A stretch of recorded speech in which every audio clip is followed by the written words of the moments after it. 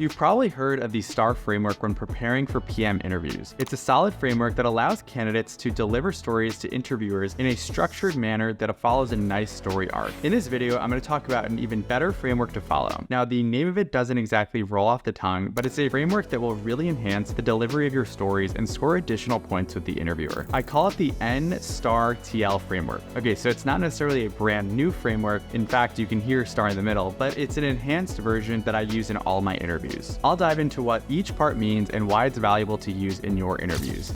To briefly explain the framework, N stands for nugget, S for situation, T for task, A for action, R for result, T for takeaway, and L for learning. I'll now dive into each aspect of this framework, and at the end, I'll give you a full example end to end of how you can leverage it. Okay, so N is for nugget. This represents a brief nugget or hook that you can say at the beginning of your answer to ground the interviewer and really pique their interest. Instead of diving straight into a story, provide them with a short nugget that gives an overview of what you'll be talking about. An example would say, sure, let me tell you about a time I increased our trial to subscription rate by 35% at company ABC. By saying this at the beginning of your answer, you're immediately getting your interviewer curious about how you did end up doing that. They'll be more inclined to listen and will ultimately be a lot more impressed with your answer. Next is S for situation. This is where you get to set the stage for your story. It's important to offer enough context so the interviewer actually understands the magnitude of the situation you worked on and the circumstances surrounding it. An effective situation description could be, so to provide some context and background, at my previous job at company ABC, we'd been noticing a drop in our product's trial to subscription conversion rate over the last few months. It was really negatively impacting our revenue growth and user retention. By establishing a clear situation, you give your interviewer a solid understanding of the challenges you faced, creating a foundation for the following components of your story. The next is T for task. Here, you'll explain your responsibility in this given situation. This part is really important because it allows you to highlight your role and the specific job you are expected to carry out. A compelling task explanation could be, as the product manager, my role and task was to lead a cross-functional team to really investigate this decline and design a strategy to improve our conversion rates. The goal was to increase the rate at least 20% over the next quarter. Remember, it's not just about describing what you did, but also about the expectations set for you and the goals you had to achieve. Next up is A for action. This is where you discuss the specific steps you took to address the task at hand. It's crucial to mention actions that portray you as a problem solver and a leader. You could say, I initiated a user research study to understand the friction points in our trial experience. Based on those insights, my team and I implemented a couple changes like creating a more intuitive onboarding experience, custom in-app suggestions, and prompts to reach out to customer support when they needed to.